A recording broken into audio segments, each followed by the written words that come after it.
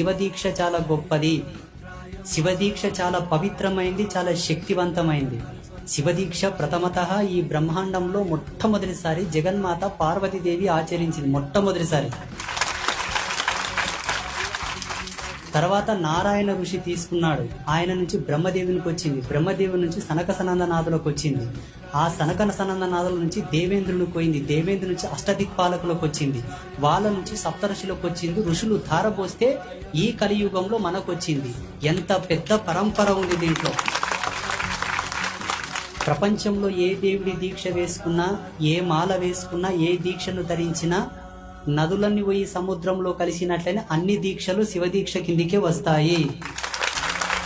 శివదీక్ష చాలా గొప్పది. శివదీక్ష చాలా పవిత్రమైంది, చాలా శక్తివంతమైంది.